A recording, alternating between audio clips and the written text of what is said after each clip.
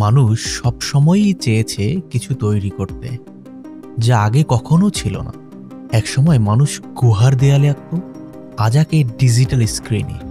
আর এখন সেই সৃষ্টির পথে আমাদের সঙ্গে এসেছে আর্টিফিশিয়াল ইন্টেলিজেন্স বা সংক্ষেপে এআই।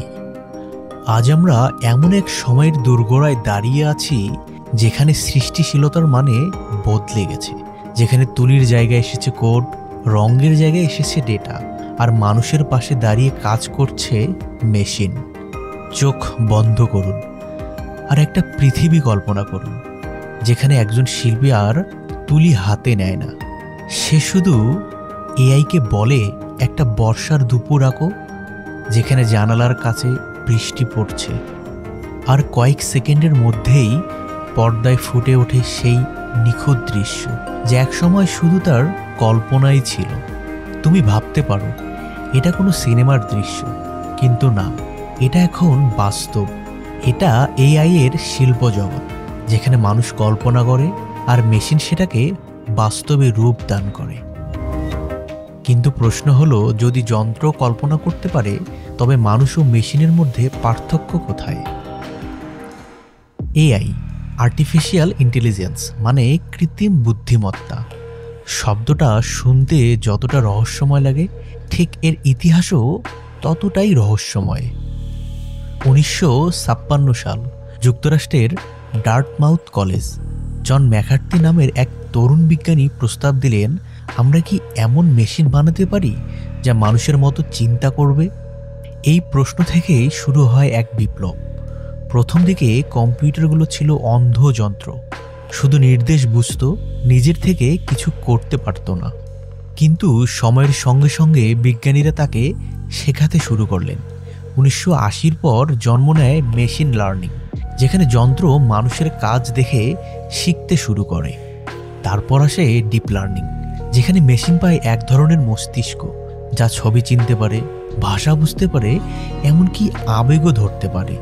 2000 সালের পর এআই হয়ে ওঠে এক অদম্য শক্তি। IBM, Watson, Google, open AI, Microsoft সবাই শুরু করে নতুন দৌড়। আর এখন এআই শুধু নির্দেশ মানে না, সে শিখে, বিশ্লেষণ করে, এমনকি সিদ্ধান্ত নেয়।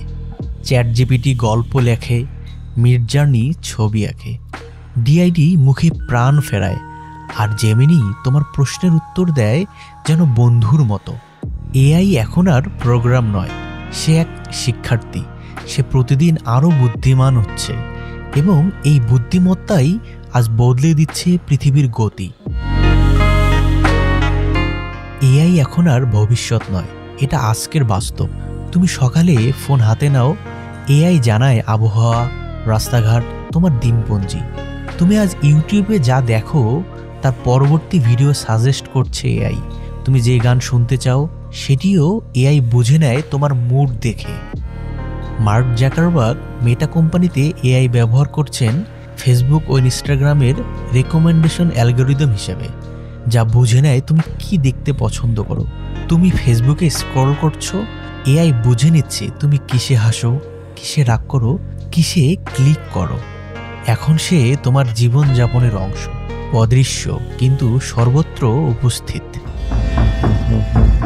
পৃথিবীব্যাপী বড় টেক জায়ান্টদের এআই যুদ্ধ লেগে গিয়েছে।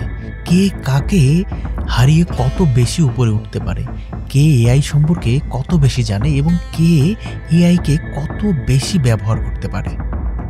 ইলন মাস্ক এআই ব্যবহার করেছেন টেসলা অটো পাইলটে, একটি গাড়ি যা নিজেই চালায় নিজেকে।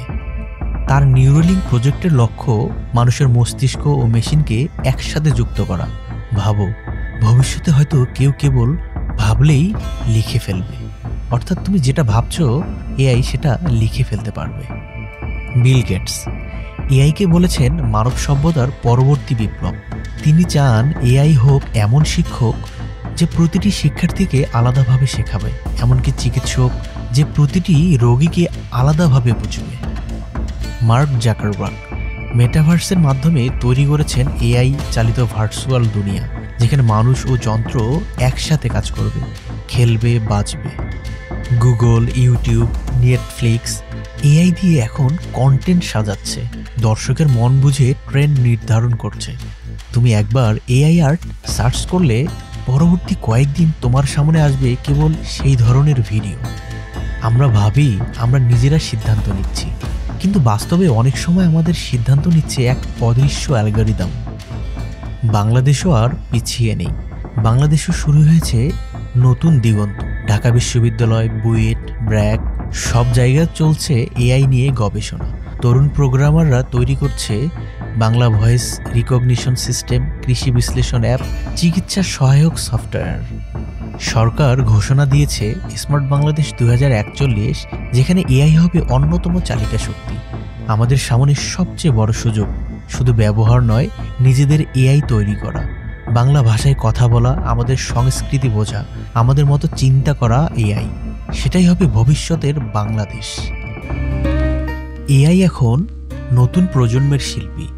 মিডজার্নি, ডাল-ই, রানওয়ে এমএল এইসব টুল মানুষকে দিয়েছে কল্পনার নতুন জগৎ। একজন শিল্পী বলে, একটা বসন্তের সকাল আঁকো যেখানে সূর্য মেঘে ঢাকা। এআই কয়েক সেকেন্ডেই আঁকে এমন ছবি যা দেখে মনে হয় বাস্তব। একজন সঙ্গীত পরিচালক বলে, একটা দুঃখের সুর দাও। এআই বানিয়ে ফেলে এমন সঙ্গীত যা শুনে মনে হয় কারো হৃদয়ের গল্প। এখন সিনেমার ট্রেলার কাটছে এআই, স্ক্রিপ্ট সম্পাদন করছে, ভয়েসও দিচ্ছে। এআই মানুষকে সরিয়ে দেয়নি, বরং দিয়েছে নতুন সহকর্মী যে ক্লান্ত হয় না, ভয় পায় না, ভুল করে না। এআই একদিকে আশীর্বাদ, অন্যদিকে আশঙ্কা।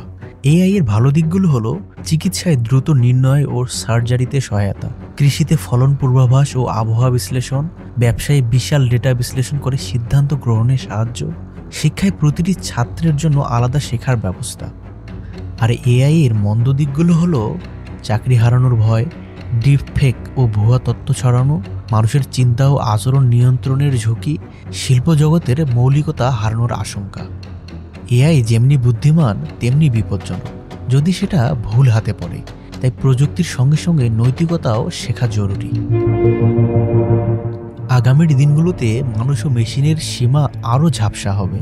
তখন হয়তো আমাদের অফিসে পাশে বসে কাজ করবে ডিজিটাল সহকর্মী, যে বিরতি নেয় না, ভুলে যায় না, এমনকি থামে না। এআই মানুষের মতো আবেগ না পেলেও সে আবেগের প্রতিক্রিয়া বুঝতে পারবে। তুমি খুশি না দুঃখে তোমার কণ্ঠের টোনেই সে ধরে ফেলবে। এটাই ভবিষ্যতের দিক। এআই হবে সঙ্গী, শিক্ষক, সৃষ্টিশীল সহযোগী। আমাদের সময় এখনই। যদি আমরা পিছিয়ে থাকি, ভবিষ্যৎ আমাদের জন্য অপেক্ষা করবে না। বাংলাদেশকে এগুতে হবে 3 পথে। শিক্ষা, এআই শেখানো ও তৈরি করা দুটোই শেখাতে হবে স্কুল থেকেই। নিজস্ব ভাষা ও সংস্কৃতি, আমাদের দরকার বাংলা ভাষায় প্রশিক্ষিত এআই মডেল যা আমাদের কথা বুঝবে, আমাদের গল্প বলবে। নৈতিকতা, এআই যেন মানবতার বিপরীতে না যায় এটা নিশ্চিত করতে হবে সচেতনতা ও নীতিমালার মাধ্যমে। শেষ পর্যন্ত সত্য একটাই, এআই যতই উন্নত হোক তার হৃদয় নেই। সে ভালোবাসা বোঝে না, কষ্ট অনুভব করে না, তবুও তৈরি করতে পারে এমন শিল্প যা মানুষকে কাঁদায় আবার হাসায়। এআই আমাদের হাতের তুলি হতে পারে, কিন্তু আত্মা নয়। মানুষের হৃদয় আর মেশিনের মস্তিষ্ক, এই দুইয়ের মিলনেই তৈরি হবে ভবিষ্যতের পৃথিবী।